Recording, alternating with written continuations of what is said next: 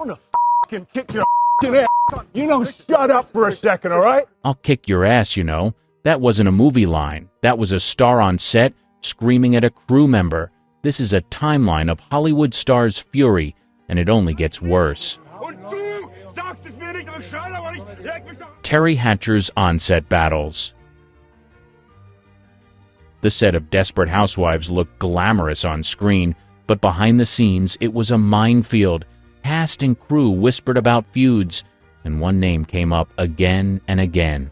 Reports described constant clashes, cold shoulders, and angry outbursts that made filming one of the most successful shows of the 2000s far from easy. At first, ABC executives brushed it off as gossip. The hit series launched in 2004, and the mix of stars seemed to work. But tensions boiled quickly. By the second season, tabloids leaked stories of explosive fights between Hatcher and her co-stars. One report claimed that Marcia Cross and Felicity Huffman had grown so frustrated with Hatcher's behavior that they staged group interventions to deal with her temper. Crew members recalled sudden mood swings. One day she was warm and friendly, the next she was slamming scripts on tables and shouting about lines. Staff allegedly avoided eye contact to keep from being snapped at during stressful filming days. Entertainment Weekly later reported that producers struggled to keep morale together as fights grew louder and more public. The most famous incident came in 2005 during a Vanity Fair cover shoot featuring the Desperate Housewives cast. According to the magazine's editors, instructions were given to photographers not to let Hatcher stand in the middle of the group. The reason? Rumors that she had been arguing with her castmates off camera and demanding prime placement for herself. The problems didn't stop there. By 2006, whispers from the set called Hatcher the meanest woman in Hollywood. Reports claimed she berated assistants, refused to speak with certain actors, and once stormed off set over a line change. Some co-stars allegedly refused to attend press events with her, forcing publicists to rearrange schedules. Even after the show ended in 2012, the stories continued. Nicolette Sheridan and Eva Longoria both gave interviews hinting that Hatcher was difficult to work with. In 2018, Eva Longoria revealed that producers told guest stars to say hello to everyone, except Terry. It was a blunt warning that summed up years of tension in one sentence. Naomi Campbell's violent outbursts. Hotel staff dreaded late-night calls when her name was on the guest list. The supermodel image was flawless on runways, but away from the cameras, Naomi Campbell's temper became infamous worldwide. In 1998, Campbell pleaded guilty to assault after attacking her personal assistant with a telephone. The assistant testified that a disagreement over travel plans escalated into a screaming fit, ending with Campbell striking her. She received a fine and was ordered to attend anger management. For most stars, that would have been the end of it. For Campbell, it was only the start. By 2000, another assistant filed charges, claiming Campbell hurled a mobile phone during an argument. Reports at the time suggested she threatened to fire staff if they spoke to the press, but lawsuits and settlements kept the stories alive.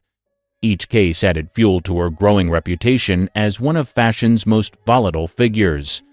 In 2006, her behavior made international headlines again. A housekeeper accused Campbell of throwing a BlackBerry at her head over a missing pair of jeans. The incident led to Campbell's arrest in New York. The victim received stitches, and Campbell was sentenced to community service. Tabloids swarmed when she appeared in designer gowns to pick up garbage bags on Manhattan streets as part of her sentence. 2 years later, Heathrow Airport security reported another clash. Campbell was removed from a flight after yelling at police and crew when her luggage was mishandled. Witnesses said she kicked and spit at officers. She was arrested and banned by British Airways. Court records reveal that by 2009, Campbell faced at least 6 accusations of violence from staff and associates. She later admitted in interviews that she struggled with anger, but insisted the media exaggerated her temper. Still, testimony from assistants told a different story. One described walking on eggshells every day, never knowing what would set her off. Even as she continued to book major campaigns, the violent incidents never fully disappeared. In 2010, a driver accused her of slapping him during a drive through Manhattan. In 2015, an Italian court convicted her of assault for throwing a phone at a photographer in Sicily. Richard Burton's drunken blow-ups. The sound of breaking glass often followed him. Richard Burton's talent made him a legend, but his drinking and violent temper created as many headlines as his films. By the 1960s, Burton was one of the highest-paid actors in Hollywood. He was also drinking more than a bottle of vodka a day, a habit that fueled bar fights and destructive outbursts. Crew members on Cleopatra in 1963 remembered production delays when Burton stumbled in late, hungover, and spoiling for arguments. Elizabeth Taylor, his co-star and soon-to-be wife, often matched his fire, and their public battles became front-page news. One of the most infamous clashes came in 1974 during the filming of The Klansman. Reports say Burton and Lee Marvin, both heavy drinkers, turned the set into chaos. Marvin allegedly pulled a knife after Burton mocked him during a binge, and producers had to separate the two stars before real damage was done. Cast members later admitted the tension on set was unbearable. In public, Burton's temper was no secret. Tabloids reported screaming matches with Taylor in luxury hotels across Europe. In 1975, during their second marriage, guests at a London party recalled Burton throwing a drink across the room during a fight, shattering glasses as shocked onlookers froze. Hotel managers often billed studios thousands of dollars for damages after the couple's late-night rows. By the late 1970s, the behavior escalated into violence. During a trip to Sardinia, Italian police detained Burton after a bar fight with locals turned into a brawl. Witnesses reported he smashed a bottle during the scuffle, and though charges were dropped, newspapers across Europe carried the story. Faye Dunaway's legendary tantrums. Crew members used to joke that the call sheet should come with a warning label. Faye Dunaway, star of Bonnie and Clyde in Chinatown, was as famous for her talent as for the volcanic temper that followed her from set to set. During the making of Chinatown in 1974, director Roman Polanski recalled daily clashes. Dunaway often challenged his directions and, at one point, reportedly threw a cup of liquid at him in anger. Polanski later claimed he once pulled a strand of her hair to demonstrate a scene, an incident that sparked a screaming match in front of cast and crew. Jack Nicholson, her co-star, admitted the tension was so thick that entire days of shooting became unbearable. Her outbursts weren't limited to sets. Assistants told stories of constant fear. One former employee claimed she threw objects when displeased, including a script and, in one disputed account, a cup filled with urine when she wasn't taken to a restroom quickly enough. Whether exaggerated or not, the rumors cemented her image as one of Hollywood's most difficult stars. By the 1980s, the reputation grew worse. While working on the film Mommy Dearest in 1981, Dunaway delivered a performance that critics later said blurred the line between acting and her real-life temper. Rumors circulated that she slapped actors off camera to heighten their fear during scenes, creating an atmosphere of constant dread. The most famous collapse came in 1994. Dunaway had been cast as Norma Desmond in Andrew Lloyd Webber's stage version of Sunset Boulevard in Los Angeles. Within weeks, reports of tantrums filled the theater world. Stagehands said she berated them daily, screamed at crew for minor mistakes, and refused to follow blocking instructions. Webber himself shut down the production and fired Dunaway before opening night, an extraordinary move that sent shockwaves through Broadway and Hollywood alike. Her reputation by then was legendary. Publicists described productions reshuffling schedules to manage her mood swings. Directors quietly warned each other about the risks.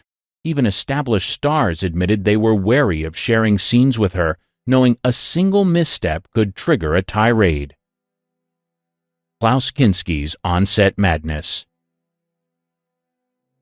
The jungles of Peru echoed with gunfire during the filming of Aguirre, The Wrath of God, in 1972, and it wasn't part of the script. German actor Klaus Kinski, hired to play a conquistador, erupted into such fury at local extras that he fired a rifle into their tent. One man lost part of his finger. Crew members scattered in fear, but for Kinski, it was just another day. Director Werner Herzog, who collaborated with him on 5 films, often said working with Kinski was like taming a wild animal. Their partnership produced cinematic masterpieces, but behind the camera, it was war. During Aguirre, Herzog claimed he threatened to shoot Kinski and then himself if the actor tried to abandon the production. Extras later offered to kill Kinski for Herzog, an offer the director admitted he considered before declining. The pattern continued on Fitzcarraldo in 1982. The shoot, already grueling in the Amazon, turned into a nightmare as Kinski screamed for hours over minor issues. He demanded rewrites, threw fits about the food, and even attacked a crew member with a sword, leaving the man with a severe head wound. Locals on set said they lived in constant fear, not of the jungle, but of Kinski. Herzog documented the madness in his 1999 film My Best Fiend. He described Kinski threatening to walk off set unless every detail bent to his will. In one account, Herzog said he kept a gun close at hand in case Kinski turned violent again. The stories sounded unbelievable, but Herzog swore they were true, and survivors of the shoots backed him up. What made Kinski even more disturbing was how openly he bragged about his behavior. In his autobiography, All I Need Is Love, later retitled Kinski Uncut, he admitted to violent fits, insults toward directors, and absolute contempt for anyone who stood in his way. He called Herzog a miserable, hateful creep in print, even after the two had created some of the most famous films in German cinema.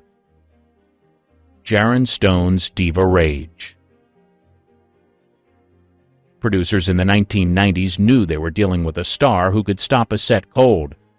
Sharon Stone rose to international fame with Basic Instinct in 1992, but along with the spotlight came a reputation for explosive anger that spread through Hollywood. During the filming of Casino in 1995, reports surfaced that Stone clashed with director Martin Scorsese over costume choices and long shooting schedules. Crew members recalled her storming off set in full wardrobe, yelling about not being respected, and refusing to return until changes were made. Though her performance later earned an Academy Award nomination, insiders admitted the behind-the-scenes battles nearly derailed production. Stories from other sets painted the same picture. On Sphere in 1998, co-star Samuel L. Jackson hinted in interviews that Stone's temper created tension during filming. Crew accounts claim she shouted at makeup artists and costume staff, sometimes in front of the entire cast, leaving production assistants scrambling to smooth things over. Her behavior extended beyond film sets. Flight attendants once told tabloids she berated crew on a plane after being offered the wrong seat, shouting until staff moved other passengers to accommodate her. At charity events, assistants described her snapping at organizers when schedules ran late. One event planner said she reduced staff to tears over the color of flowers at a gala dinner. In 2000, Stone faced a lawsuit from a nanny who accused her of verbal abuse. The nanny claimed Stone screamed daily, demanded impossible tasks, and created a hostile work environment. While the case was eventually settled, it fueled a media storm about her reputation. By the mid-2000s, industry insiders openly questioned if Stone's behavior had cost her roles. Reports linked her temper to stalled negotiations and directors choosing other actresses rather than risk unpredictable clashes. Crew, who worked with her later, told reporters that she could be warm and charismatic one moment, then furious the next, often over details no one else found important. Tommy Lee Jones's Cold Fury. Ask anyone who's walked a red carpet with him, and the warning is the same: don't expect a smile. Tommy Lee Jones built a career on playing hard-nosed characters, but off-screen he carried that same icy temper into real life. During the filming of Batman Forever in 1995, Jim Carrey tried to break the tension by approaching his co-star at a restaurant. Carrey later told interviewers that Jones stood up, hugged him stiffly, and whispered, "I cannot sanction your buffoonery." From then on, Jones refused to eat with him, avoided him on set, and made it clear he didn't want to share scenes. Carrey admitted the hostility shook him during filming. On Men in Black in 1997, Will Smith ran into the same wall of coldness. Director Barry Sonnenfeld revealed he often had to act as a buffer between Jones and Smith because Jones dismissed Smith's upbeat style as unprofessional. While their on-screen chemistry worked, crew members described the off-camera atmosphere as strained and uncomfortable. His temper extended to press tours. Journalists recounted interviews that ended in silence or with Jones walking out if a question annoyed him. At the Golden Globes in 2013, cameras caught him glaring while others laughed during a comedy bit, an expression so harsh it went viral as "Grumpy Tommy." Insiders say his behavior wasn't explosive in the way of other stars, no flying objects or public brawls, but the sharpness of his contempt cut just as deep. He was known to shut down assistants with a single glare and to freeze entire sets when he grew impatient with delays. Crew often warned newcomers to keep their questions brief and never try small talk. Even directors who praised his acting admitted he was one of the most intimidating presences in Hollywood. Joel Schumacher, who directed Batman Forever, once said working with Jones was like walking on eggshells, knowing one wrong word could set him off. The pattern repeated for decades, whether it was Carey's comedy, Smith's enthusiasm, or a reporter's casual remark. Jones responded with disdain that turned rooms cold. What audiences saw on screen was authority and grit. What colleagues saw was a man who made every workplace tense the moment he entered. The audio leaked in 2009, and the internet lit up. 4 minutes of raw fury spilled from the set of Terminator Salvation, turning a blockbuster shoot into global gossip overnight. It started when cinematographer Shane Hurlbut accidentally crossed Bale's eyeline during an intense scene. What followed was a tirade that stunned even hardened crew. Bale's voice rose to a terrifying pitch as he screamed profanities, threatened to quit, and demanded Hurlbut be fired on the spot. Witnesses later said the entire set froze, no one daring to breathe as the star unleashed line after line of abuse. The recording captured more than 40 expletives.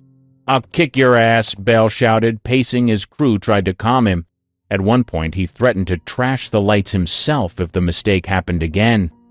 Director McGee attempted to intervene, but Bale kept going, his fury spiraling for minutes with no pause. When the tape leaked, it went viral. Radio shows played the rant on repeat, remixing it into songs. Hollywood veterans admitted they had never heard anything so intense caught on record. While Bale later apologized publicly, calling it a case of method acting gone too far, crew members from other films stepped forward with similar stories of his temper. On American Psycho in 2000, insiders said he often stayed in character off-camera, and when things didn't go his way, his anger surfaced. During The Machinist in 2004, crew described tense days when his frustration boiled over, though nothing matched the ferocity of the Terminator explosion.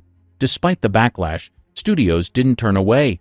Bale's reputation for intensity was already legendary, and directors knew the same drive that caused his meltdowns also fueled award-winning performances.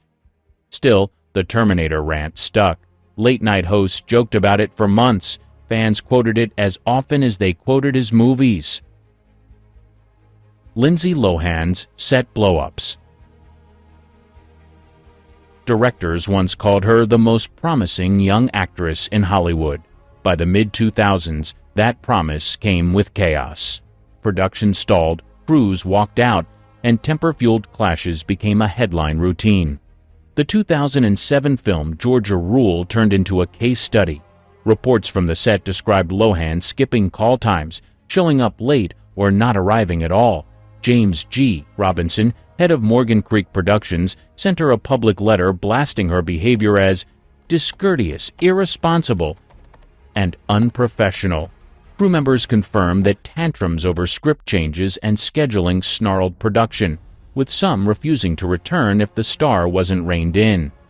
On Herbie, fully loaded in 2005, similar problems surfaced.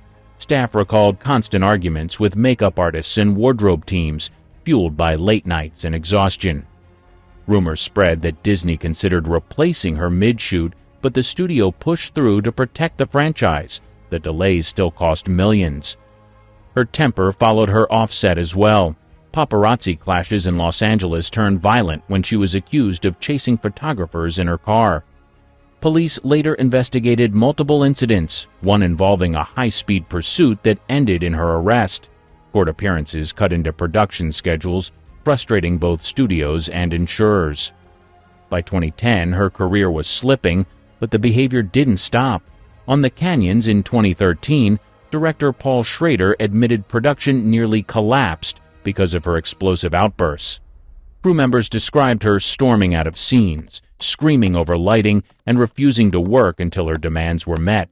At one point, Schrader said he locked himself in his office to avoid a confrontation.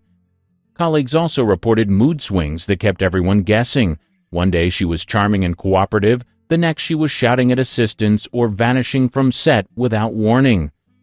Insurance companies began demanding extra clauses in contracts to cover delays and legal risks tied to her name.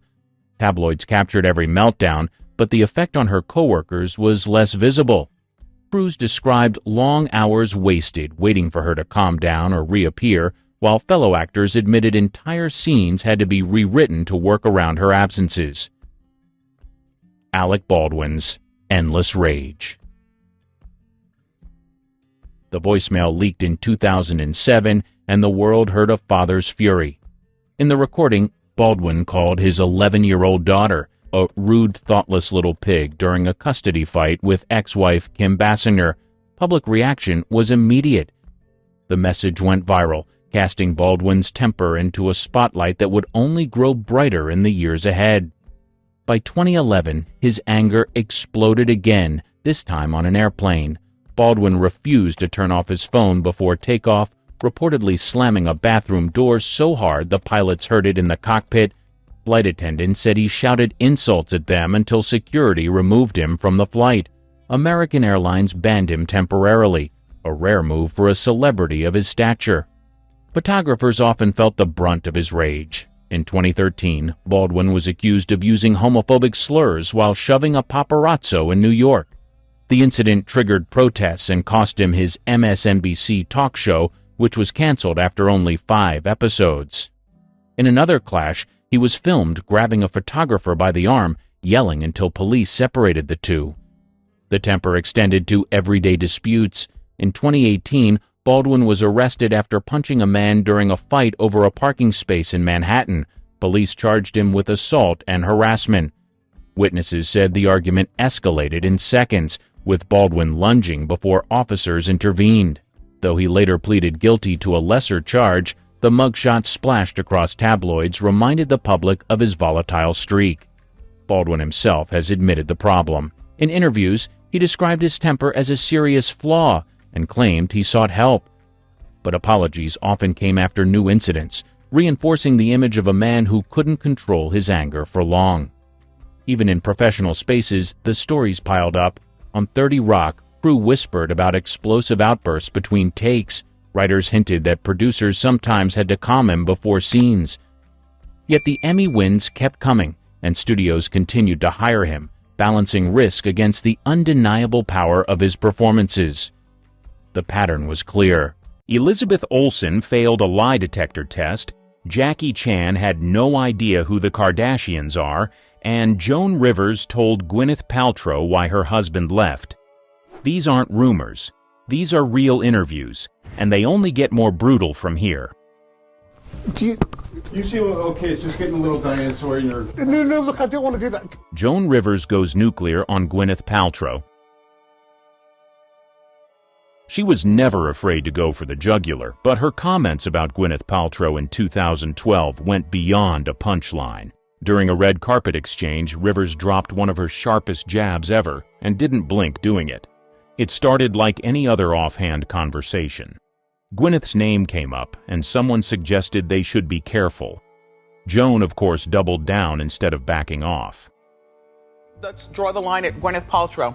Oh, don't start. I know. Don't start. That's why I asked. Don't start. She suddenly doesn't like me. Look who doesn't like me. I'm a vegan. I won't eat anything with eyes. That's why your husband left you. Rivers had a long-standing reputation for saying the unsayable, but this hit differently. She wasn't making a fashion critique. She was dragging someone's personal life into the spotlight and tossing it back with a smirk. The clip exploded online. Even people who weren't Team Gwyneth couldn't believe she went there. And while some called it tasteless, others saw it as classic Joan. Never filtered, never afraid.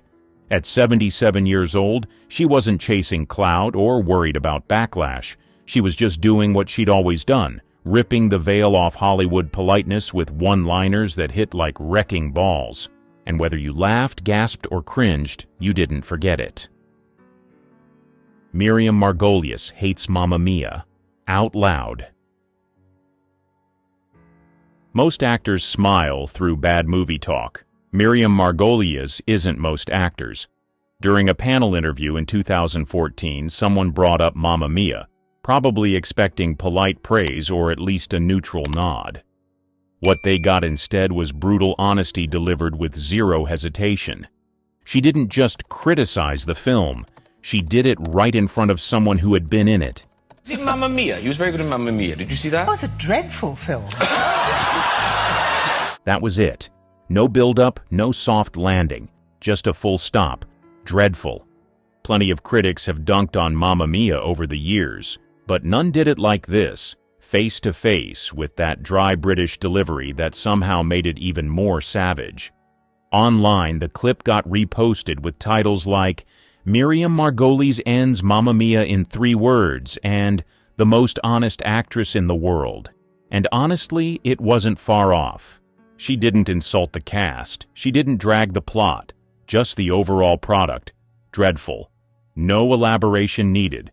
It's one thing to give an honest review. It's another to do it on camera, sitting next to the person who starred in it.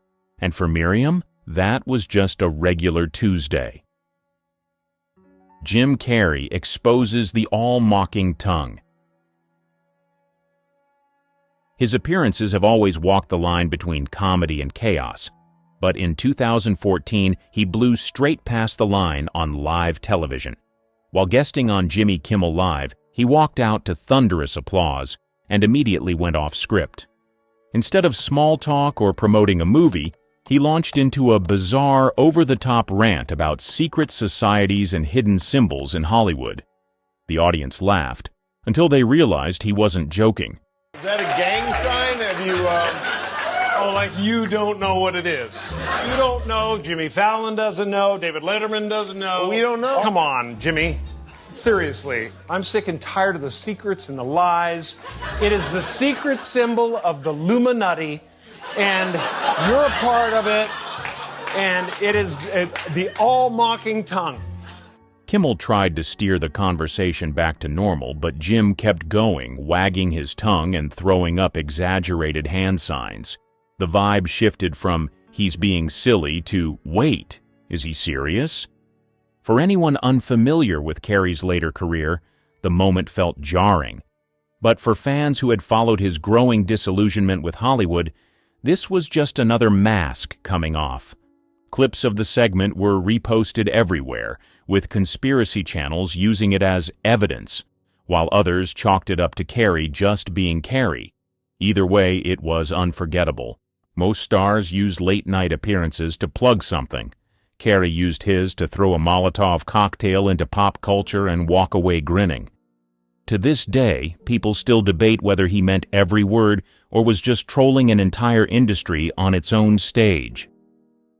Jim Carrey declares Fashion Week meaningless. Red carpets are designed for flattering sound bites and polite nods, but Jim Carrey wasn't playing along. While attending Harper's Bazaar's Icons party during New York Fashion Week in 2017, E! News tried to grab a quick interview. What they got instead was an existential takedown of the entire event. Carrey walked in solo, didn't smile for cameras, and then hijacked the conversation with a kind of surreal honesty that had the reporter visibly stunned. I wanted to find the most meaningless thing that I could come to and join, and here I am. They're celebrating. You got to admit it's completely meaningless. Well, they say they're celebrating icons inside. Celebrating Do you believe icons. in Boy, that is just the absolute lowest aiming, possibility that we could come up with. He went on to question the entire idea of celebrity worship, suggesting none of it really matters, and that essentially everyone at the event was pretending to be important. Which, to be fair, didn't exactly pair well with the designer tux he was wearing. Clips from the moment went viral for all the right reasons. One side of the internet called it iconic, the other called it uncomfortable. Either way, nobody forgot it. This wasn't Funny Jim or rubber-faced goofball Jim. This was raw, philosophical Jim at a party full of people who just wanted a photo op. And he didn't just crash the vibe, he crushed it, then handed the mic back like nothing happened. Jackie Chan doesn't know the Kardashians. By 2017, the Kardashians were everywhere. Magazine covers, product lines, and weekly headlines, but apparently no one told Jackie Chan. During an interview on the Graham Norton show, the topic came up, and Jackie's reaction turned into one of the most unintentionally hilarious moments of the night. Natalie Portman was on the couch with him and casually brought up the Kardashians as part of a game. Jackie had questions, or rather, he had no clue what was going on. We went out, Natalie said, we're going to have you name your favorite Kardashian. Who do you like? Kardashian? What do you mean Kardashian? Do you know the Kardashians? Even better. I don't know. You don't know them. Is that English? That's English. I never heard that They're before. Armenian, but yes, they're English. Okay. It was hard to tell if he was being sarcastic or genuinely baffled, but either way, it landed. The audience cracked up, and Norton could barely contain himself. It wasn't even a dig, just full-on confusion from one of the most globally recognized action stars alive. In an era where being online is basically part of the job, Jackie's disconnect was weirdly refreshing. He didn't pretend to know. He didn't fake it for laughs. He just straight up asked, "Is that English?" The clip hit millions of views within days and became a staple in celebrities out of touch with pop culture compilations. But in Jackie's case, it didn't come off as snobby. It was just classic Jackie, direct, clueless, and somehow still endearing. For a guy who's performed hundreds of death-defying stunts, facing the Kardashian family name might have been the only thing that actually stumped him. Patti LuPone destroys Madonna's acting career. When Patti LuPone talks about Broadway, people listen. When she talks about Madonna, things get loud. In a 2017 interview, LuPone was asked about Evita, a role she famously originated on stage and Madonna later played on screen. Her response instantly became one of the most vicious takedowns ever aired. No hesitation, no filter, just full blast. I did meet her after her opening night party, and the only thing that Madonna has ever said to me was, "I'm taller than you." Well, Madonna is a movie killer. She's dead behind the eyes. She cannot act her way out of a paper bag. She should not be in film or on stage. She's a wonderful, performer for what she does, but she is not an actress. Bang. There's no reading between the lines here. Patti didn't just critique Madonna's acting, she eviscerated it. The "movie killer" line went viral instantly.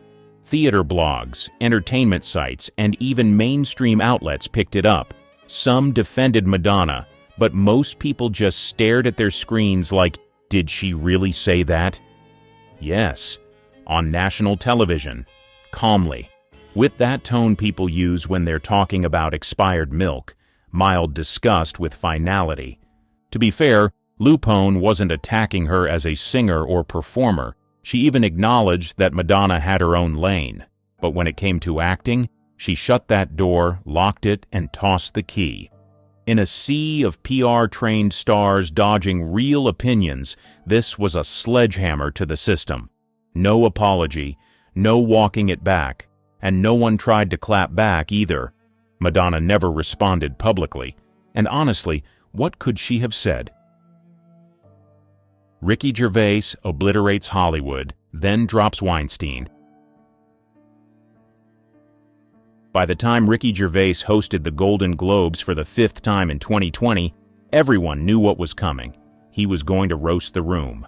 What no one expected was how far he'd go. He didn't just poke fun at celebrities, he steamrolled them, and then, right in the middle of it all, he dropped a line about Harvey Weinstein that made the entire audience freeze.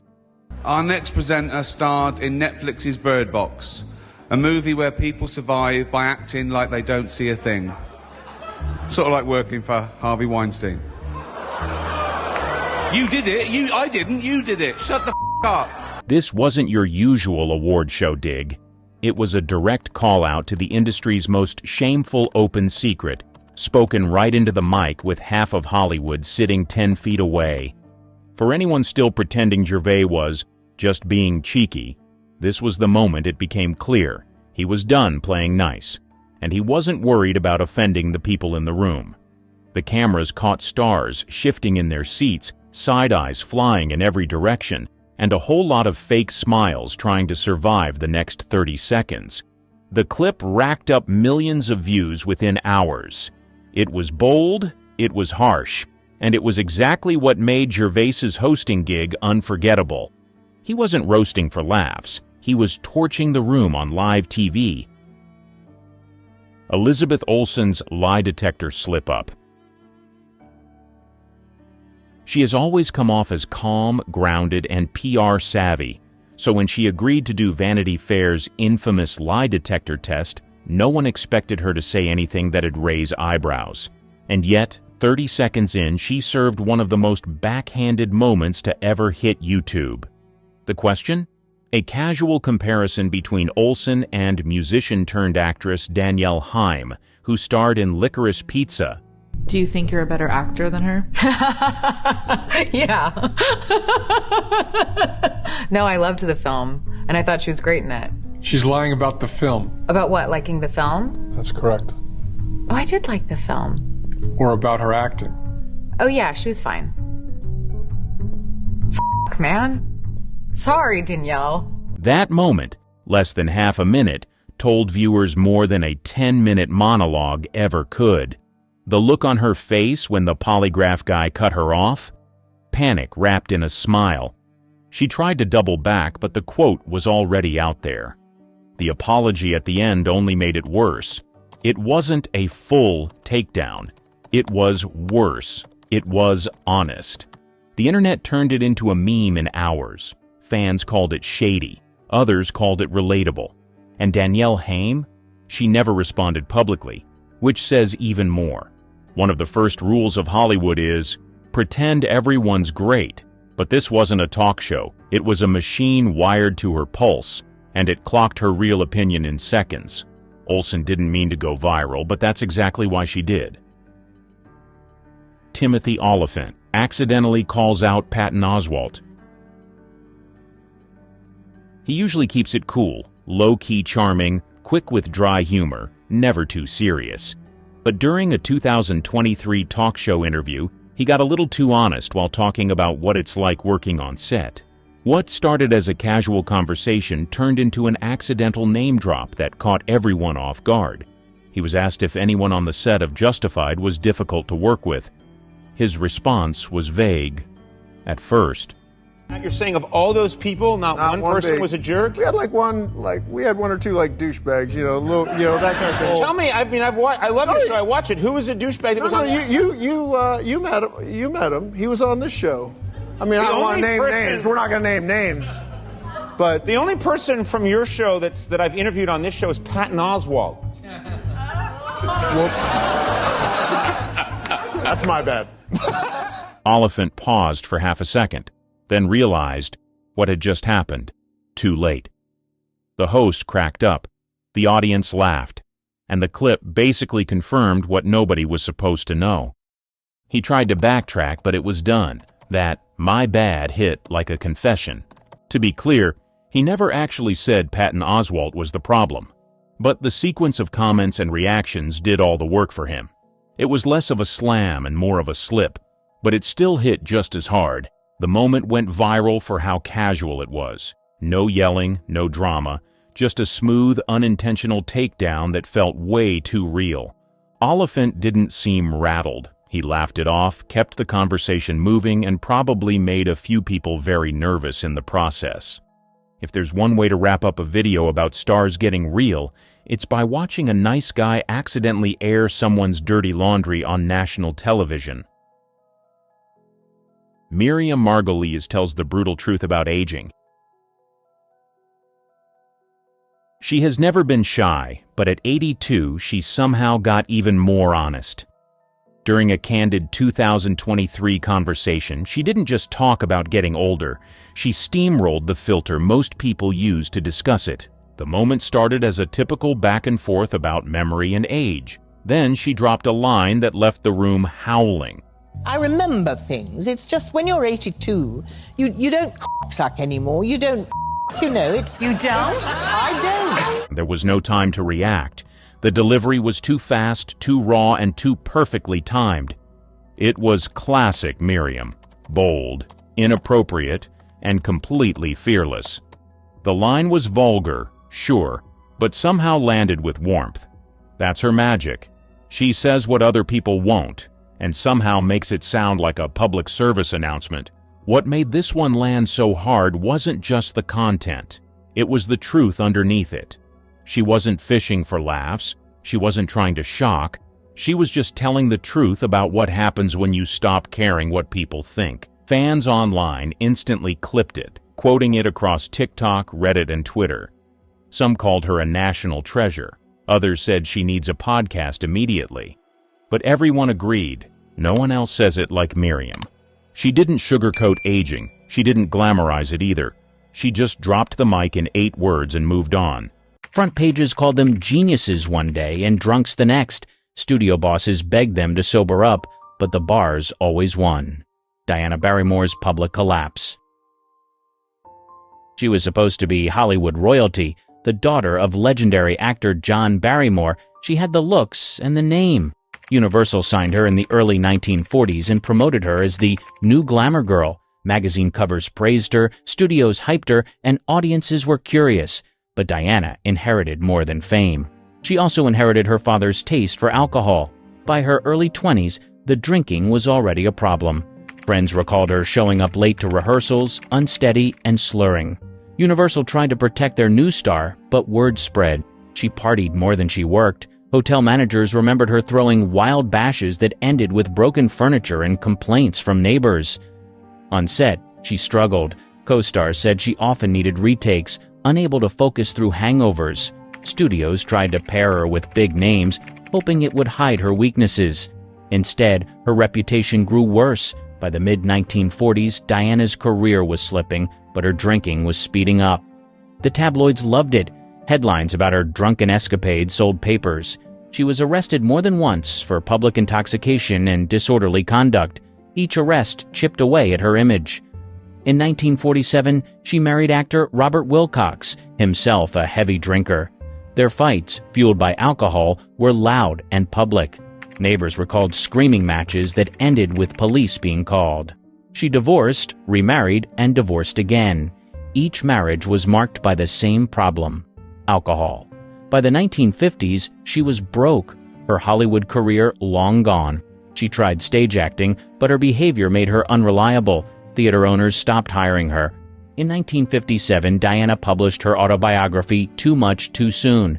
The book laid everything bare. She admitted to constant drinking, failed marriages, and wasted opportunities. Readers were shocked by her honesty. Hollywood wasn't. By then, nobody was hiring her. Her final years were bleak. She drifted through cheap hotels in New York, drinking heavily and surviving on what little money she had. On the 25th of January, 1960, she was found dead at 38. Reports listed drug and alcohol overdose as the cause. Wallace Reed's tragic collapse. He was billed as the screen's perfect lover. Handsome, athletic, and charming, he seemed unstoppable. Fans filled theaters just to see his smile. But behind the screen, Reed's body was failing. His escape was alcohol, and it mixed with something far worse. In 1919, Reed was injured while filming a train stunt. Studios didn't want to lose their moneymaker. Doctors prescribed morphine so he could keep working. Reed took the shots, but he also leaned on alcohol to dull the constant pain. Soon, he wasn't just medicating, he was dependent. Friends recalled him drinking before takes, during breaks, and after the cameras stopped. By 1922, his health was impossible to hide. He collapsed more than once on set. His skin turned pale, his body thin. He entered sanitariums where doctors tried to wean him off. Reporters camped outside, desperate for details. Hollywood's golden boy had become Hollywood's hidden shame. His wife, Dorothy Davenport, fought to save him. She stood by his side as he moved between hospitals, still battling both the bottle and the needle. Friends described Reed shaking with withdrawal, begging for relief. He promised to quit, but the cravings never stopped. Alcohol remained his crutch. On the 18th of January, 1923, Reed died at just 31 years old. The official cause was complications from his morphine addiction, but everyone knew alcohol helped speed the decline. His death shocked fans who couldn't believe their matinee idol was gone. Dorothy turned her grief into a campaign. She toured the country warning about the dangers of drugs and drink, calling her late husband the industry's first cautionary tale. Frances Farmer's drunken outbursts. Police blotters told part of her story.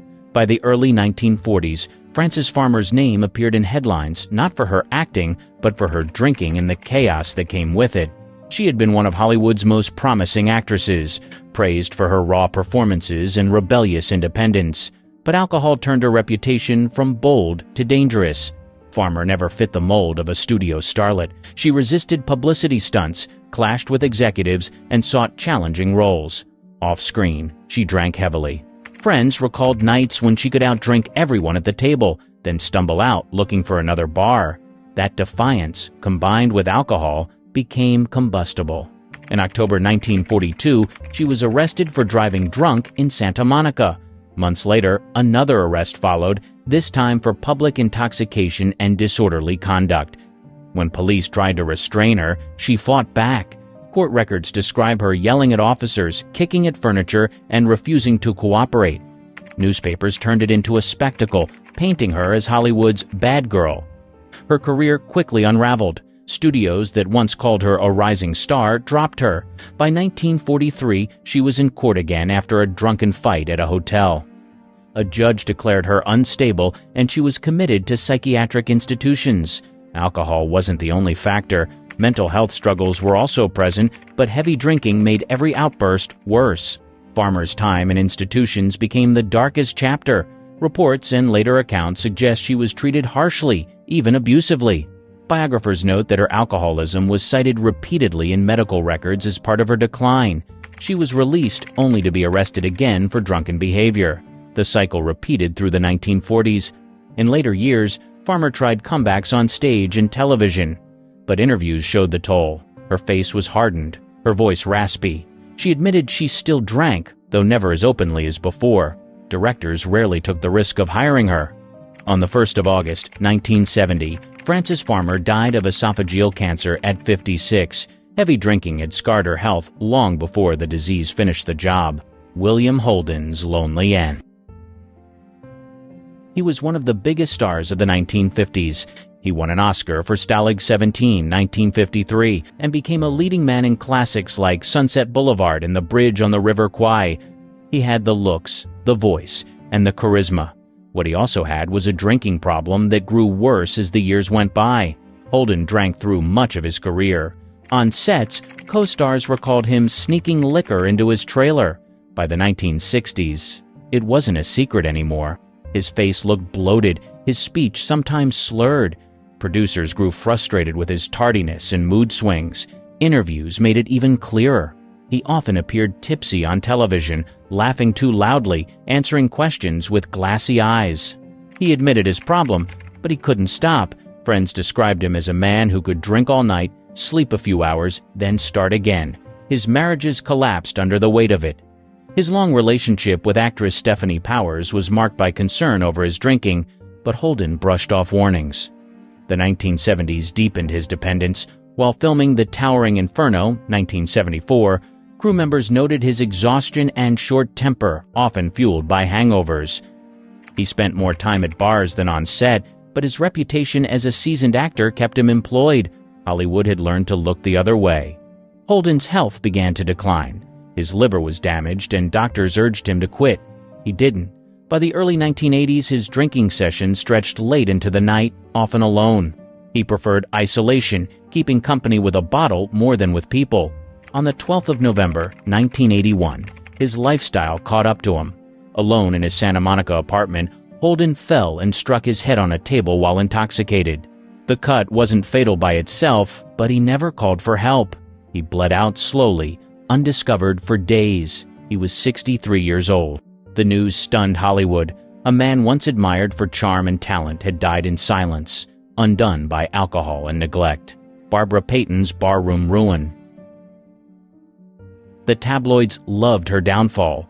By the mid-1950s, Barbara Payton's name was less about glamour and more about booze, fights, and arrests splashed across front pages. Just a few years earlier, she had been one of Hollywood's rising stars, acting opposite James Cagney in Kiss Tomorrow, Goodbye, 1950, and Gregory Peck in Only the Valiant, 1951. But alcohol dragged her career from red carpets to barrooms in record time. Payton came to Hollywood as a model-turned-actress with ambition. Studios saw her as a blonde bombshell who could rival Lana Turner. She had the roles, the press, and the looks. What she didn't have was control. By the early 1950s, her drinking was already a problem. Friends remembered nights when she knocked back glass after glass, only to start fights with whoever was closest. One scandal destroyed her career almost overnight. Payton left her fiancé, actor Franchot Tone, for tough guy star Tom Neal. The triangle exploded when Neal beat Tone so badly he was hospitalized. Hollywood was appalled. Payton's name was linked to violence, booze, and betrayal. Studios blacklisted her. The rest of the decade showed her spiral. Arrest reports detailed drunk driving charges, public intoxication, and brawls in cheap bars. Reporters often found her staggering in Hollywood neighborhoods, makeup smeared, clothes torn. She was photographed drunk and disheveled, her once glamorous image ruined. By the 1960s, she was broke. She published a memoir, I Am Not Ashamed, 1963, where she admitted to drinking herself into oblivion. The book was raw and shocking, but it didn't save her. She was reduced to hustling, living in rundown apartments, and drinking until she passed out. Neighbors later recalled her showing up barefoot in liquor stores, begging for credit.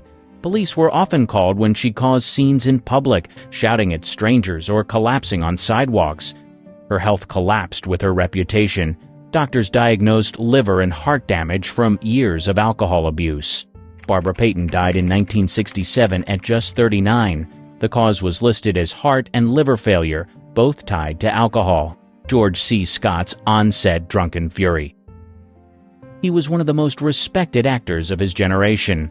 His performance in Patton, 1970, earned him an Academy Award, which he famously refused. He was tough, uncompromising, and brilliant. He was also a heavy drinker whose behavior on set could be explosive. Scott's relationship with alcohol stretched back to his early career. By the 1960s, colleagues knew his temper was linked to drinking. He would show up to rehearsals already intoxicated. Directors tried to rein him in, but his talent kept him in demand. He could deliver lines with authority even after a long night at the bar. Still, the drinking was obvious. Crew members recalled him arriving on set with shaking hands and bloodshot eyes. His mood could flip without warning. One moment he was charming, the next he was in a rage. Producers learned to expect arguments, walkouts, and sometimes days of lost shooting because Scott was too drunk to continue. His reputation only grew after Patton. Offers poured in, but so did stories about his binges. During filming of The Hospital, 1971, he reportedly vanished on drinking sprees, forcing delays. Co-stars braced themselves for confrontations when he returned hungover and irritable. Many admired his raw skill, but dreaded working with him. Scott's marriages also showed the toll. His stormy relationship with actress Colleen Dewhurst was marked by fights fueled by alcohol. Friends remembered broken furniture and late-night shouting matches. He admitted later that his drinking poisoned his family life. Through the 1970s and 1980s, the cycle continued. Scott worked steadily, but every project carried risk. Some directors refused to hire him. Others built shooting schedules around his unpredictable habits. On good days, he delivered unforgettable performances. On bad days, he sabotaged his own work with drunken outbursts. Even in later life, the problem didn't disappear. He continued drinking heavily while his health declined. Doctors warned him repeatedly about his liver and heart. He ignored them. By the 1990s, his career had slowed and his body showed years of damage. George C. Scott died in 1999 at age 71. Official cause, an abdominal aortic aneurysm. But decades of drinking had left him frail and weakened. Margot Hemingway's fatal struggles. The Hemingway name carried weight. Ernest Hemingway was a Nobel Prize-winning author, but the family also carried a long shadow of addiction and mental illness. His granddaughter, Margot Hemingway, was supposed to represent a fresh start. Instead, alcohol and depression cut her career short and tied her to the family curse. Margot became one of the most famous models of the 1970s. Her face appeared on magazine covers around the world.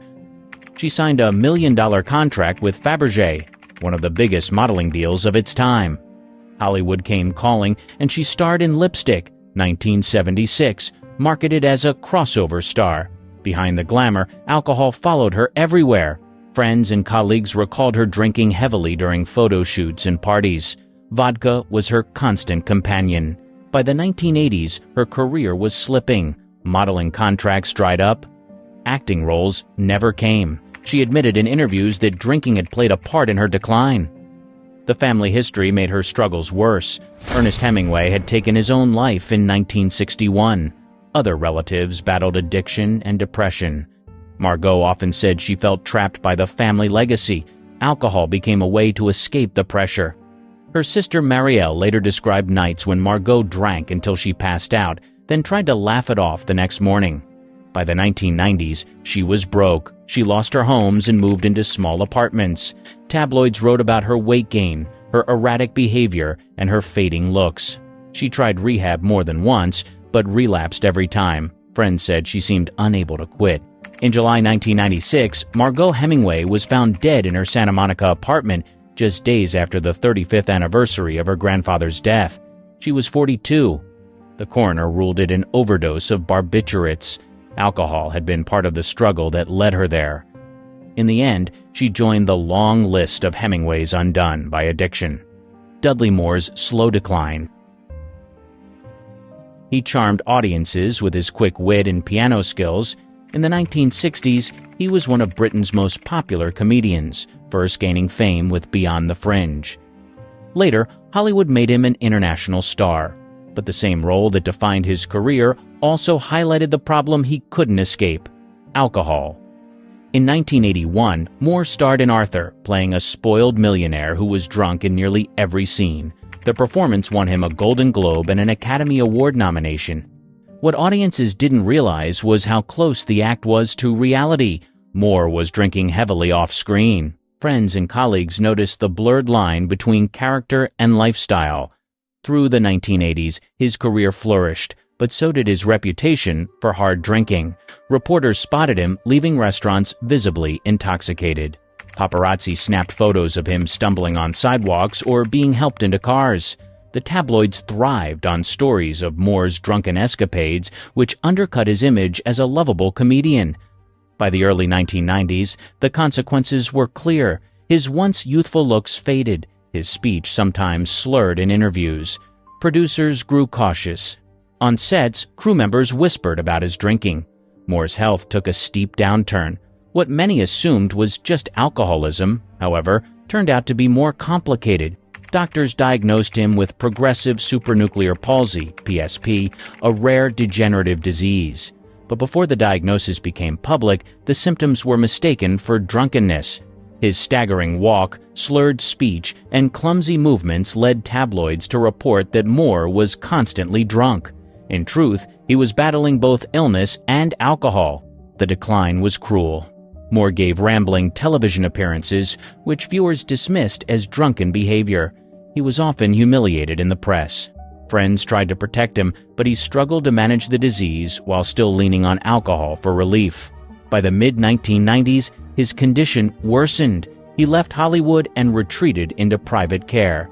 In his final years, Moore was wheelchair-bound and unable to perform.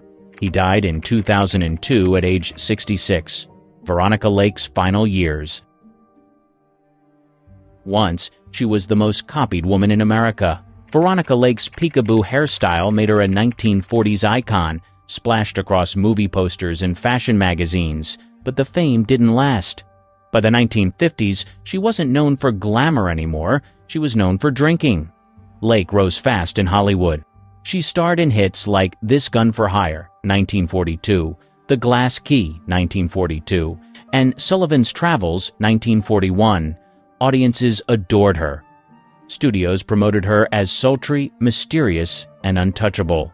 Off-camera, though, her reputation was rocky. She clashed with directors, fought with co-stars, and drank heavily. Word spread that she was unreliable, and alcohol was at the center of it. Her career faltered after World War II. Paramount dropped her in 1948, citing her difficult behavior and fading box office. Without the studio system shielding her, Lake's habits became impossible to hide. She drank openly at bars in Los Angeles and New York.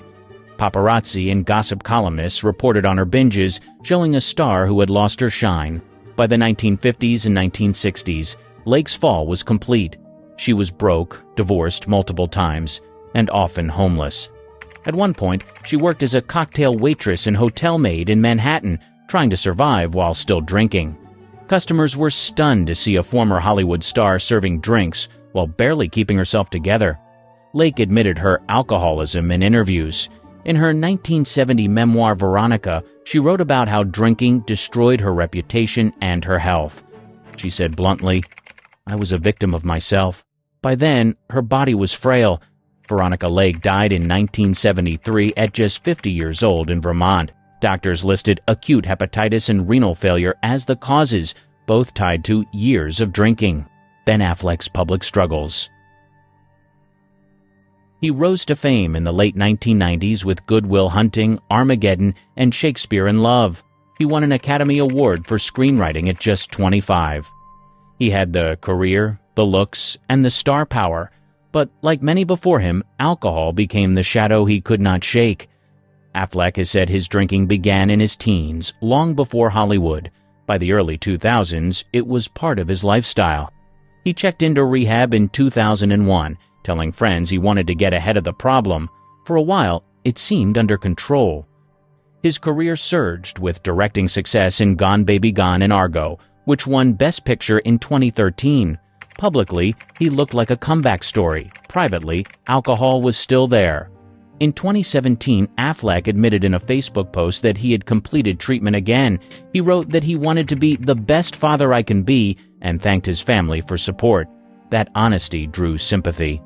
But within 2 years, another relapse made headlines. In 2019, paparazzi captured him stumbling outside a Halloween party in Los Angeles, visibly drunk. The footage went viral. Affleck later told reporters, "It happens, it was a slip." His struggles didn't end there. In 2020, he gave a rare, candid interview to the New York Times. He admitted drinking had wrecked his marriage to Jennifer Garner and called it the biggest regret of my life. Garner had staged interventions, driven him to rehab, and supported him through recovery. But Affleck kept falling back. Even while promoting films, his drinking often followed him.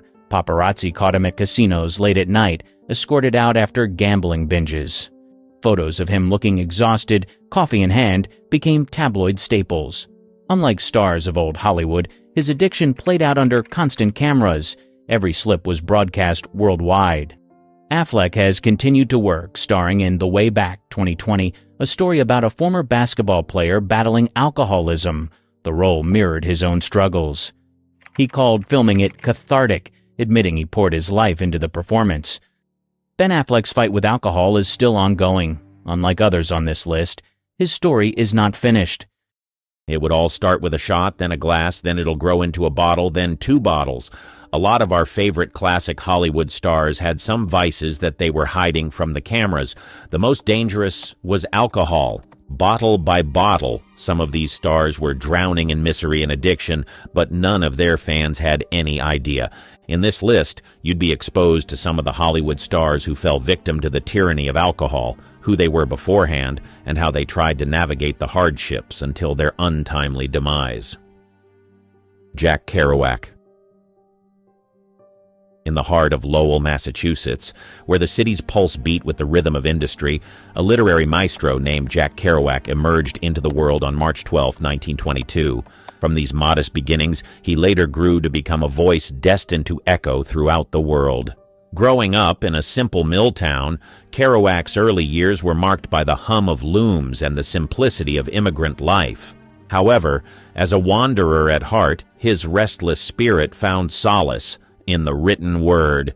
He was a gifted writer with an insatiable curiosity, so he would write about topics and happenings in society, from life to drugs, and even the harsh reality of poverty.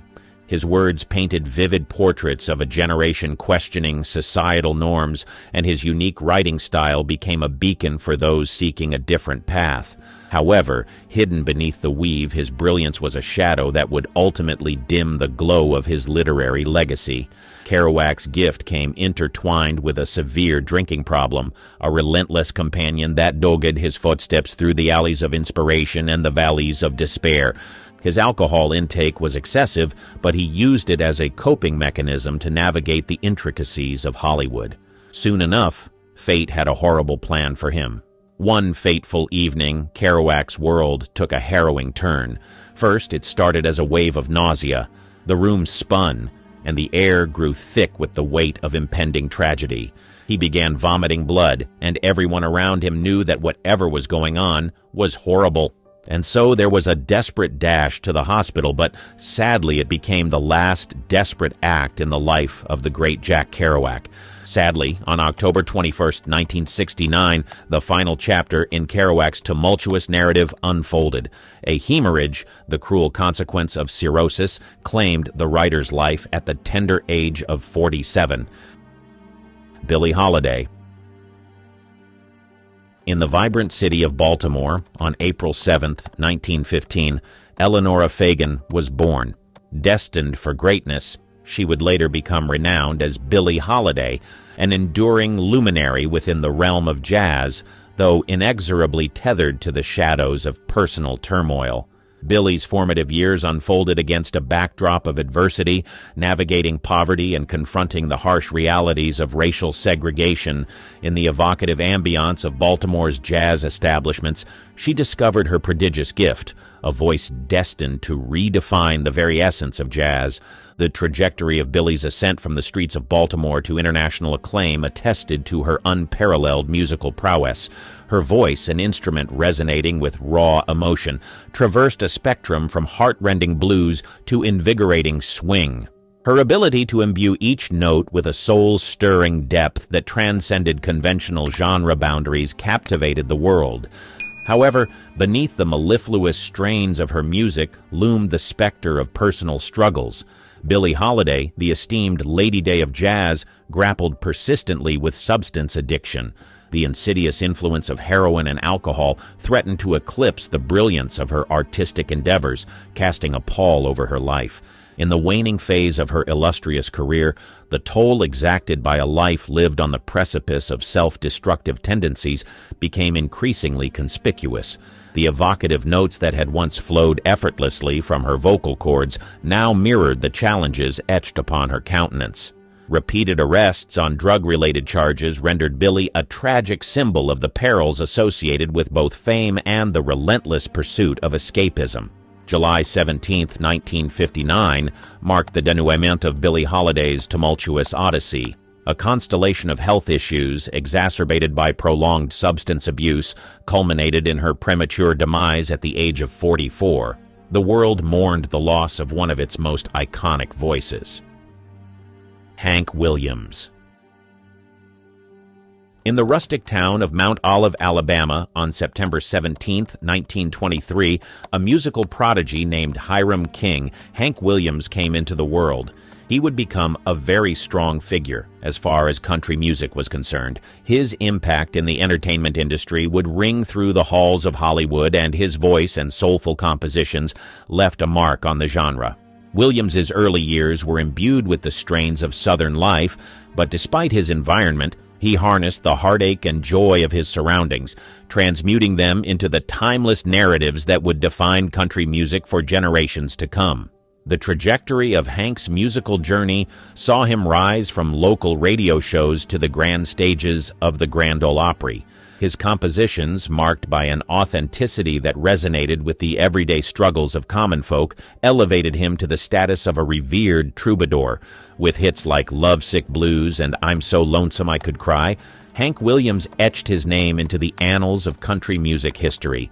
Yet beneath the luminescence of his musical success lurked the shadows of personal challenges.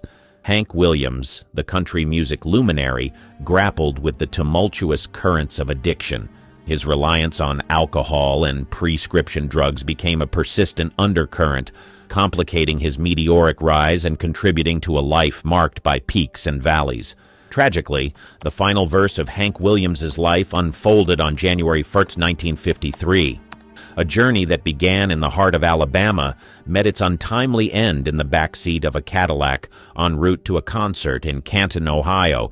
The cause, acute heart failure compounded by a lethal cocktail of prescription drugs, bore the tragic imprints of a life teetering on the precipice of self-destruction.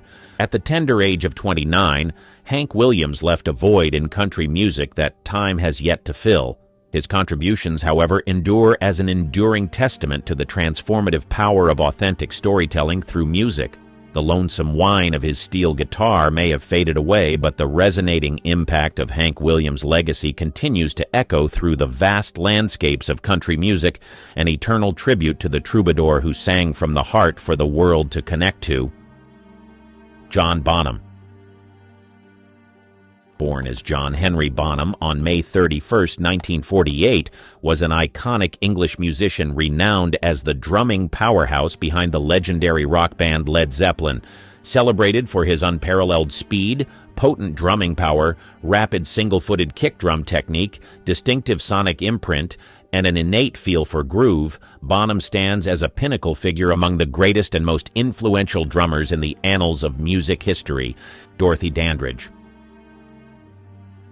Born on November 9, 1922 in Cleveland, Ohio, carved her place in Hollywood history as the first African-American woman to be nominated for an Academy Award for Best Actress. Despite her groundbreaking achievements, her life was marked by personal and professional challenges that eventually contributed to her tragic demise at the age of 42 in 1965. Dorothy Dandridge's career trajectory was notable for its highs and lows. In the 1940s and 1950s, she found success in films such as Carmen Jones in 1954, which earned her the aforementioned Oscar nomination.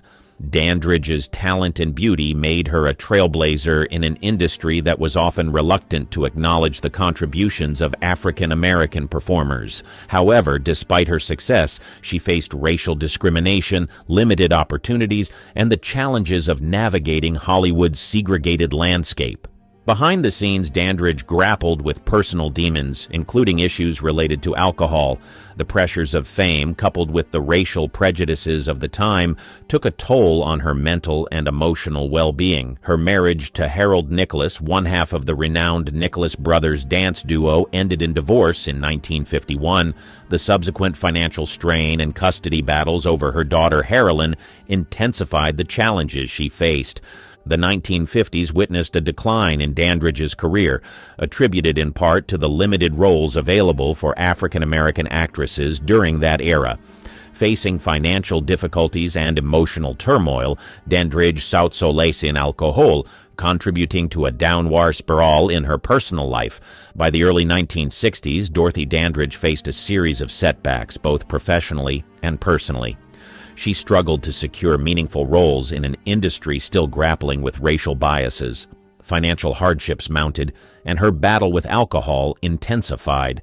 Tragically, on September 8, 1965, Dandridge was found dead in her West Hollywood apartment. Her demise was officially ruled as an accidental overdose, with barbiturate identified as the cause. While alcoholism was not the sole factor contributing to her demise, it was one element in a complex web of challenges that included racial prejudice, financial strain, and mental health struggles. Thomas Ince.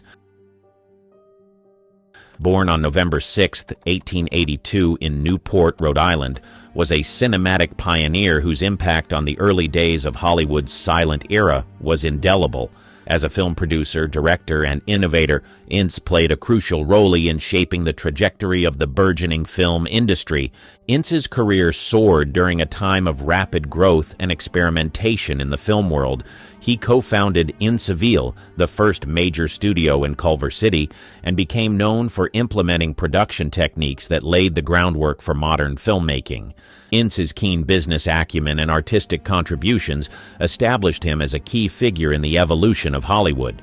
Tragically, Thomas Ince's life was abruptly cut short at the age of 44 in 1924, shrouded in mysterious circumstances that would fuel enduring speculation. Officially attributed to heart failure, the circumstances surrounding his demise sparked rumors and controversy.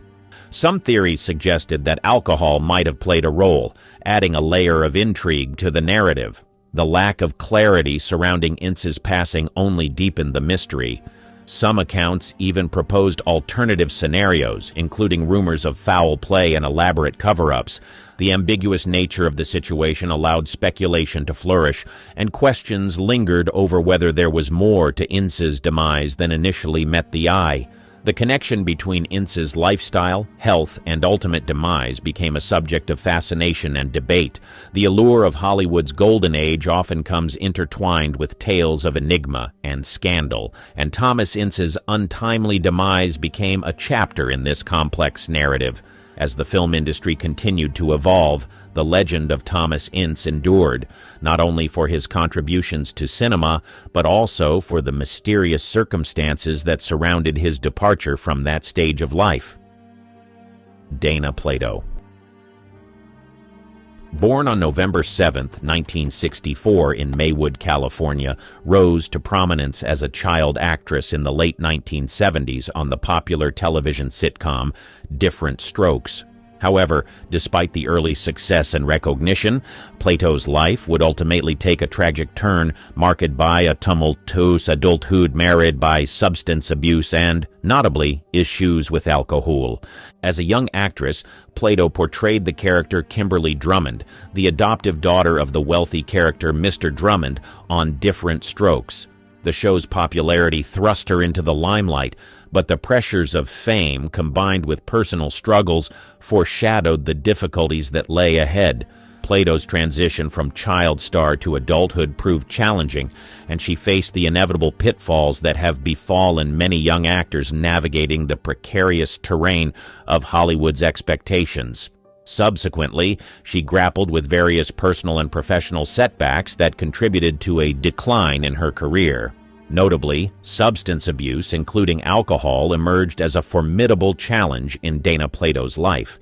The coping mechanisms she employed to navigate the complexities of fame and personal issues ultimately became destructive forces. The impact of addiction was evident in her struggles to sustain a stable and healthy life. Tragically, on May 8, 1999, at the age of 34, Dana Plato's life was cut short by a drug overdose and excessive alcohol. The circumstances surrounding her death underscored the devastating consequences of addiction, and the untimely loss served as a stark reminder of the vulnerabilities that accompany a life spent in the public eye. Jean Seberg. Born on November 13, 1938, Jean Seberg was an American actress celebrated for her captivating performances in films such as Breathless and Bonjour Tristesse. Despite her cinematic success, Seberg's life unfolded against a backdrop of profound personal challenges, including relentless battles with mental health issues and the ravages of alcoholism. Seberg's entree into the film industry marked a meteoric rise, with her portrayal of the free-spirited Patricia in Breathless solidifying her status as an icon of the French New Wave. However, the pressures of fame, coupled with personal struggles, cast a long shadow over her burgeoning career.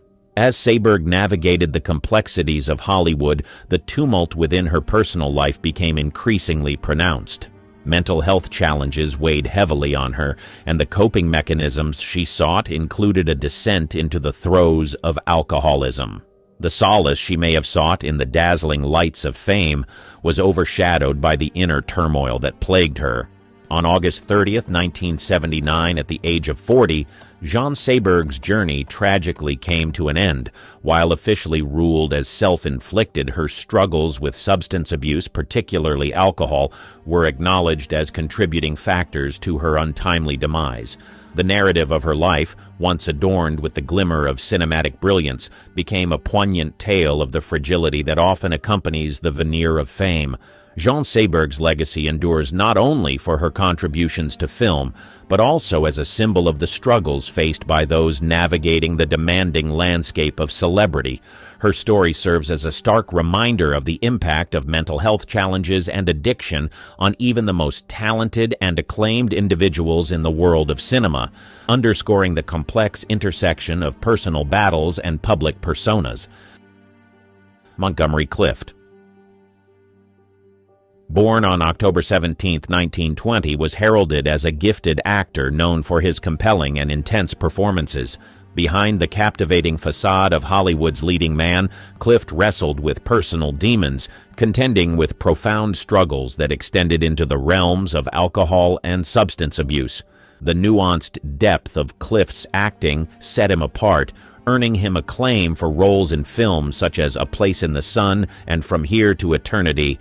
However, the shadows of his challenges loomed large, and the pressures of stardom exacerbated an ongoing battle with alcoholism. As Clift navigated the demanding landscape of Hollywood, the weight of his internal struggles manifested in a tumultuous relationship with substances. Alcohol, in particular, became a companion on his tumultuous journey, contributing to the erosion of his well-being. On July 23, 1966, at the age of 45, Montgomery Clift's life was cut short. While his demise was not solely attributed to alcohol, it undeniably played a role in the overall decline that marked his later years. The complexity of Clift's narrative lies not only in the brilliance he brought to the silver screen, but also in the shadows that obscured his personal life, emphasizing the intricate interplay between talent, fame, and the profound toll of addiction. Montgomery Clift's legacy serves as a poignant exploration of the fragility that can accompany artistic brilliance. His story illuminates the challenges faced by those navigating the often unforgiving terrain of Hollywood, a tale of triumph and tragedy that transcends the boundaries of the roles he so memorably portrayed. John Garfield. Born on March 4, 1913, Garfield faced not only the pressures of the demanding film industry, but also the tumultuous political climate of the McCarthy era. Amid his thriving career, Garfield encountered personal challenges that extended beyond the silver screen.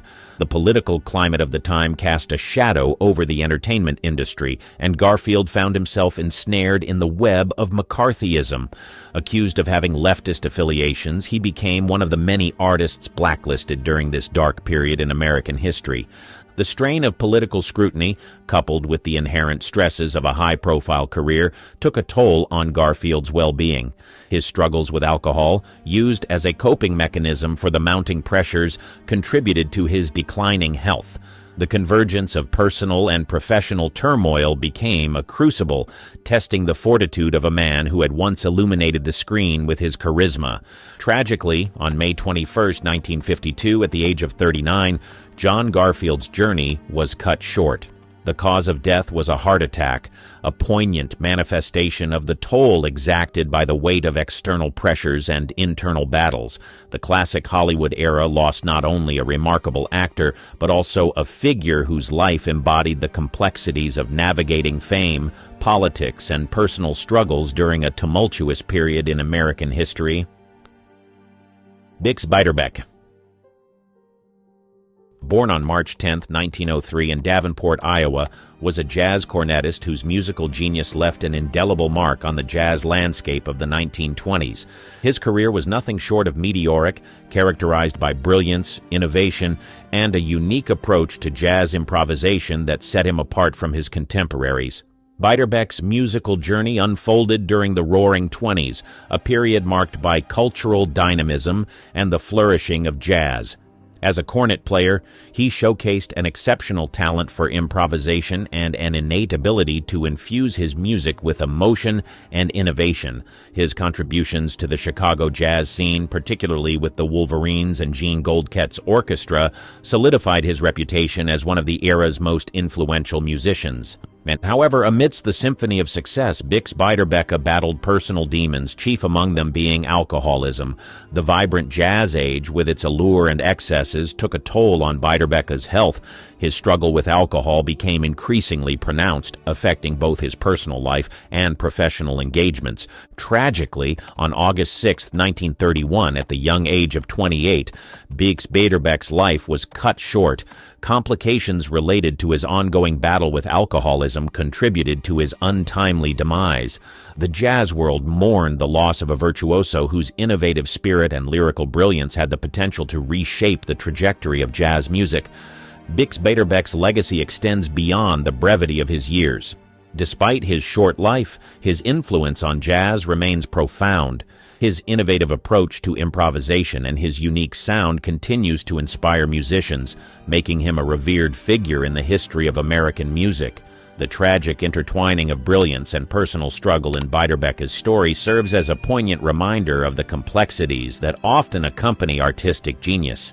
If you enjoyed this video, you'd love the riveting Adrienne Barbeau facts that we have compiled for you. Check it out here.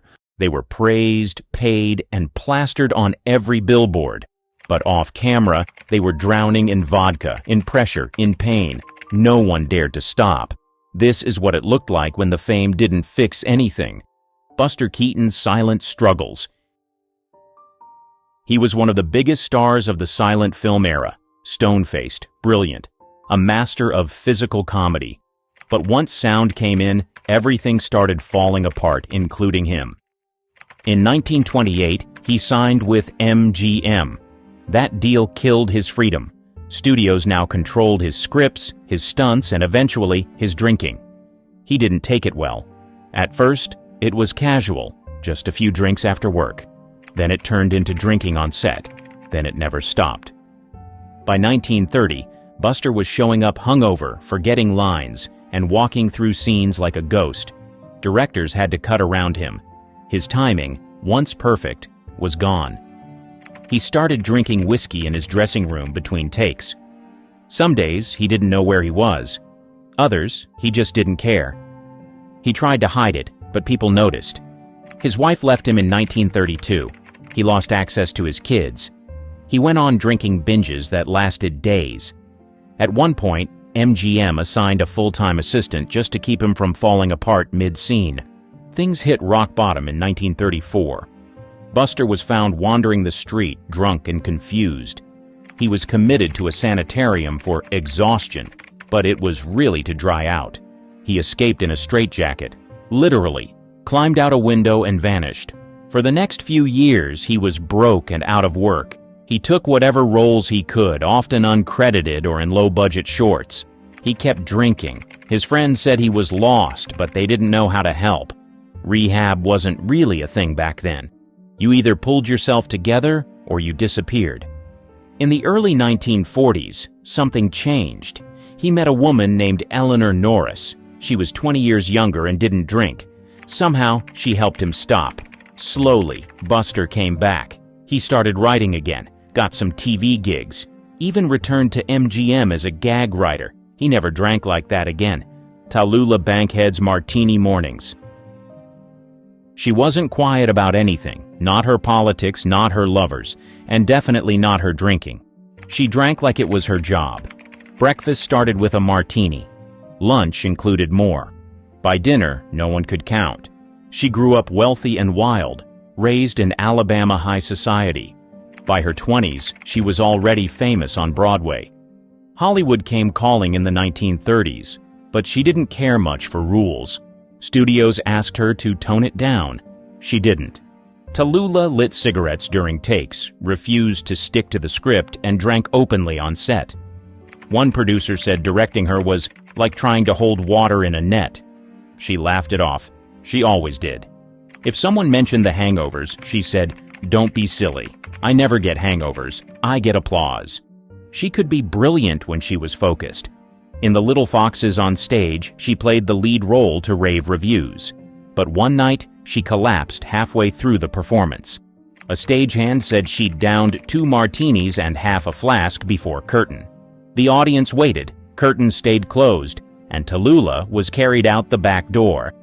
She didn't hide it. In fact, she leaned into it.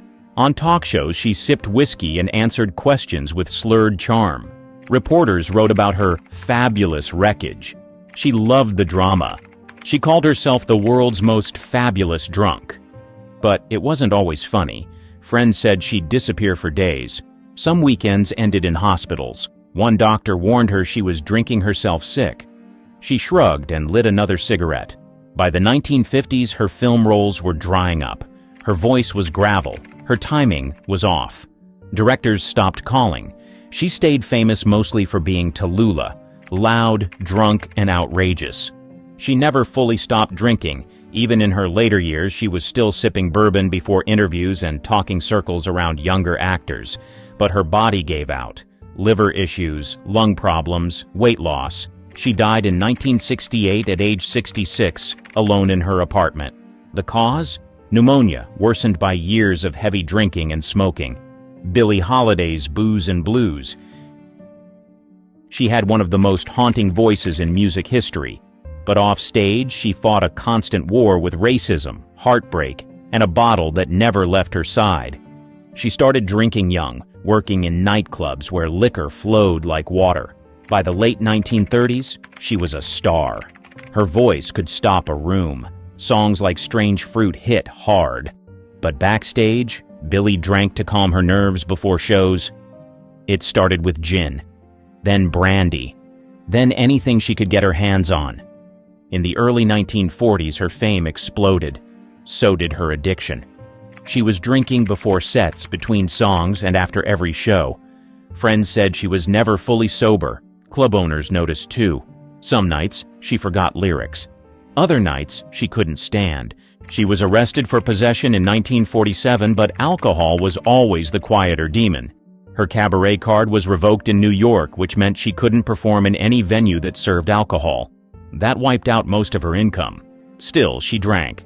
In hotel rooms, she'd sneak liquor into orange juice bottles. On the road, she hid flasks in makeup bags. Her manager tried cutting her off. She fired him. Her voice, though strained, still pulled crowds. But her memory started slipping, her temper got worse, and her drinking kept going. By 1956, she wrote a memoir. Parts of it were censored. The rest told the story of a woman in pain. In interviews, she brushed off the drinking. "I drink because I need to forget," she once said. "Some people pray. I pour." The final years were brutal. She was often broke, blacklisted, and barely functioning. In 1959, she collapsed in her New York apartment. At the hospital, they found cirrhosis, kidney failure, and fluid in her lungs. She was 44.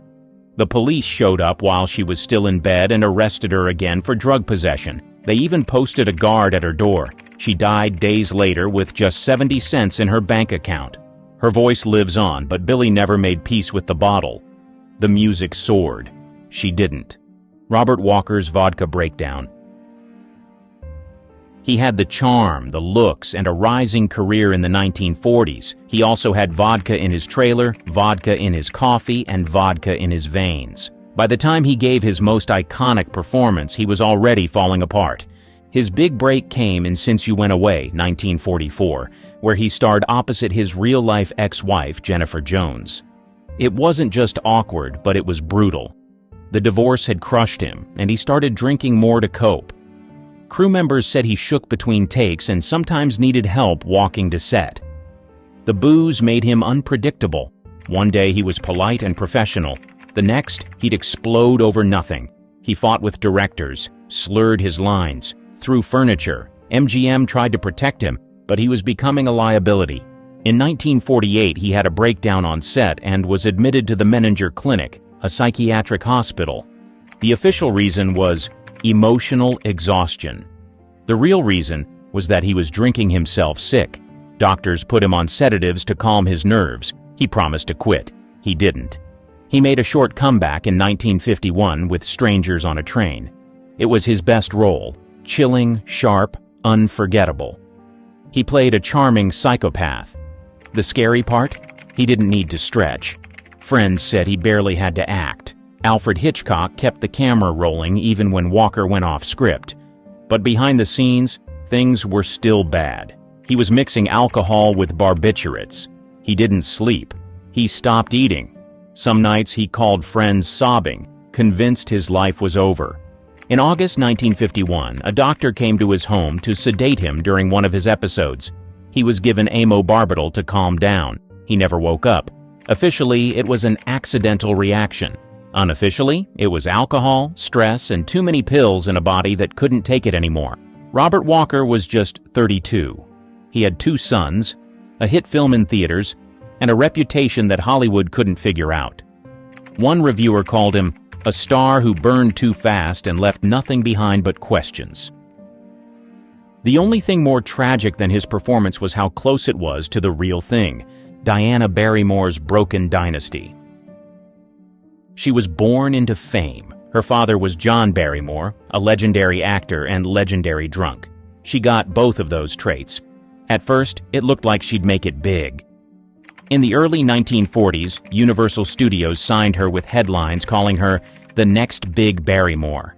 She had the name, the face, and enough talent to turn heads, but behind it she was already drinking hard, just like her father. She started missing rehearsals. Sometimes she'd show up so hungover production had to cancel. On stage, she slurred lines. Off stage, she collapsed in dressing rooms. One night, during a performance of Romantic Mr. Dickens, she walked off mid-scene and never returned. No explanation. Just left. By 1944, her career had stalled. Universal quietly dropped her. She married a few times, but each relationship fell apart, usually under the weight of booze and shouting matches. One ex-husband said living with her was like riding a train with no brakes.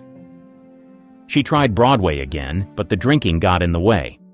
Crew members hid liquor bottles backstage just to keep her sober during shows. It didn't work. Critics noticed. One review said she looked tired before she even opened her mouth. In 1957, she published a memoir called Too Much, Too Soon. It told everything: the drinking, the blackouts, the hospital stays, the suicide attempts, the family name that opened every door and then crushed her once she walked through. It sold well, but nothing changed. That same year, Warner Brothers adapted her memoir into a film. She didn't star in it. She didn't even consult. While the movie played in theaters, Diana was living in a rundown apartment, broke and drinking again. In 1960, her housekeeper found her in bed, surrounded by pills and empty bottles. The autopsy listed natural causes, but doctors said it was years of alcohol and sedatives. She was 38. She once said, "Everyone expects me to be a Barrymore, but I don't know what that means anymore." She wanted to live up to the name. Instead, it buried her. Truman Capote's talk show spirals. He wrote one of the greatest true crime books ever printed. In Cold Blood made him a literary star. But by the 1970s, most people didn't see him as a writer. They saw him as a drunk guest on late-night TV. Capote was always eccentric. But once fame hit hard, so did the partying. He was a regular at Studio 54, known for sipping chilled vodka out of tiny crystal glasses and slurring insults at whoever got too close. He called it research. Friends called it a meltdown. He didn't hide it. On the Dick Cavett Show, he showed up visibly drunk and rambled through his answers. On The Tonight Show, he flirted with Johnny Carson, made fun of other guests, and then forgot where he was. It became a pattern. Invite Truman, expect a mess. Publishers started pulling back. One editor said his writing got sloppy and mean. He had promised a massive novel called Answered Prayers, meant to be his masterpiece. But when excerpts came out, they didn't land.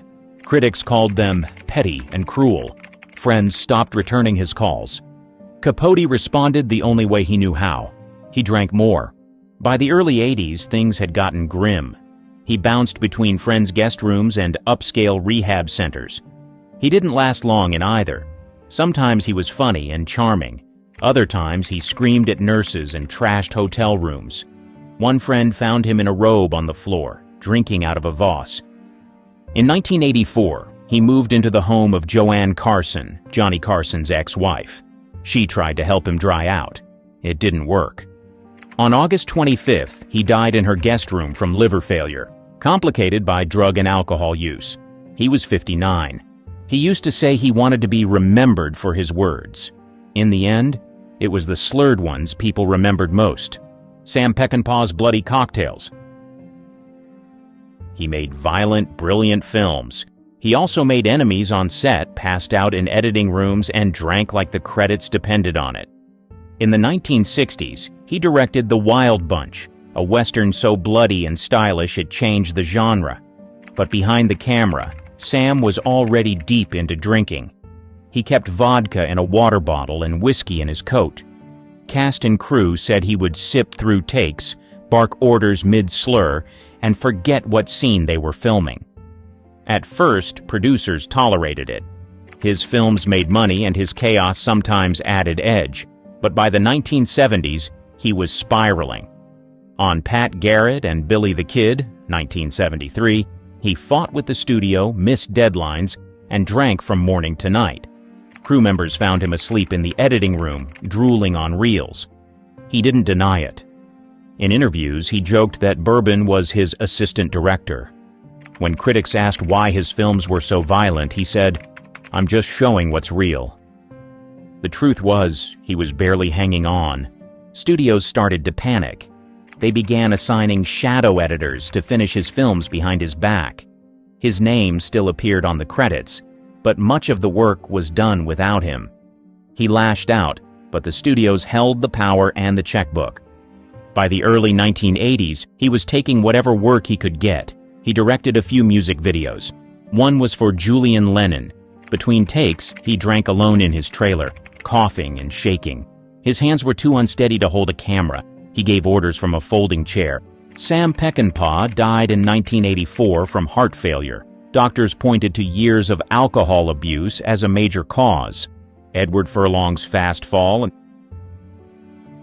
He was just 14 when he landed Terminator 2. Overnight, he became one of the most recognizable faces in Hollywood. But as fast as the fame came, the drinking followed. By the late 90s, Furlong's teen idol days were over, and he was drinking hard. It wasn't just beer at parties. Friends said he'd start the day with vodka and keep it going until he passed out. He still landed roles, American History X, Detroit Rock City, but directors had to work around his behavior. He'd show up late, forget lines, or vanish during breaks. The press caught on. In 2001, he was arrested for trying to free lobsters from a tank in a Kentucky grocery store. Drunk, of course. The charges were dropped, but it made headlines. He laughed it off. Then he got arrested again, and again. In 2004, he entered rehab. It didn't stick. Later that year, he was spotted staggering out of a club in Los Angeles, glassy-eyed and barely able to stand. Paparazzi caught the whole thing. He tried to stay out of sight, but the photos followed him everywhere. Then came the restraining orders. His ex-girlfriend accused him of violence while intoxicated. In 2010, he was banned from seeing his son after testing positive for alcohol. The court records show a pattern: relapse, arrest, rehab, repeat. Studios stopped calling. He lost the role in Terminator 3. By 2013, he was facing jail time and showed up in court looking pale, bloated, and exhausted. The judge ordered another rehab stint, his fifth. In 2019, he claimed to be sober and was briefly brought back for Terminator. Dark fate, though his appearance was limited to digital footage. He said it felt like a second chance. Whether it stuck is unclear. Misha Barton's vodka fog. In the early 2000s, she was everywhere. After the OC launched her to fame, she became a fashion icon, a tabloid fixture, and a regular on red carpets. But behind the flashes and premieres, the drinking was building fast. She was only 17 when the show started. By 19, she was hitting LA clubs almost nightly. Paparazzi followed her from bar to bar. Photos showed her stumbling out of back doors, getting into cars barefoot, or clutching energy drinks that weren't just energy. Friends said vodka was her go-to. In 2007, it all caught up with her. On December 27th, she was pulled over in West Hollywood. She had no license, failed a sobriety test, and was charged with DUI. Officers found illegal substances and an open bottle of alcohol in the car. She was booked, photographed, and released the next morning. The story made national headlines. She entered rehab shortly after, claiming it was for exhaustion. But insiders said it was about more than that. Her behavior had become erratic. She stopped showing up for meetings, lost roles, burned bridges. Even her management team backed away. In 2009, things took a darker turn. Police were called to her LA home for a mental health check. She was placed on an involuntary psychiatric hold. Later, she said the incident was triggered by stress and medication, but alcohol was still in the picture. Over the next few years, she tried to rebuild, but the pattern didn't break. More nights out, more shaky interviews. On The Hill's New Beginnings in 2019, she opened up about how fame and pressure pushed her into unhealthy habits. She didn't name the substances, but the implication was clear. Barton said she wanted to stay sober, but her history was hard to ignore. For a long time, she wasn't an actress in control. She was a walking headline. The stardom came fast. The crash came faster. Misha didn't just lose momentum. She got swallowed by the fog. Shia LaBeouf's unraveling on screen. He didn't just party. He unraveled in public. The arrests, meltdowns, and blackouts, alcohol was behind nearly all of it. After Transformers made him a global name, Shia drank hard behind the scenes. On the set of Lawless, 2012, he admitted he got drunk on real moonshine to get into character. "I didn't know any other way to do it," he said. Co-stars noticed. He was erratic, unpredictable, sometimes slurring before lunch. That same year, he was spotted at a London pub stumbling into fights and being escorted out. The footage made the rounds online. His team blamed stress. Fans blamed the bottle. In 2014, things got worse. At a performance of Cabaret in New York, he was arrested for smoking indoors, shouting at the cast, and slapping someone on the rear. He was reportedly drunk when police arrived and had to be fitted with a face mask at the station. The next day, he apologized. A week later, he was drinking again. More arrests followed.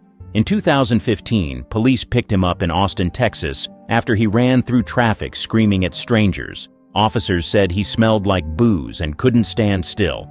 He tried rehab, then relapsed. Over and over. In 2017, a viral video showed him cursing out officers during a drunken outburst in Savannah, Georgia. "You're going to hell, straight to hell," he said, slurring and red-eyed. It wasn't his first arrest that year, or his last. He later admitted he was drinking to deal with fear. "I didn't want to be an actor anymore," he said. "I wanted to disappear." Instead, he kept showing up in headlines, drunk, damaged, and out of control. Therapists diagnosed him with PTSD and complex trauma. Rehab helped briefly, then more court dates, more apologies. Even when sober, the damage lingered. Studios backed off, collaborators cut ties. In recent years, he's claimed sobriety, said he's working on himself, but the past is heavy. The footage, the police records, the slurred interviews, they're still out there. Shia once said he used alcohol to numb the noise. The problem was, it just made everything louder.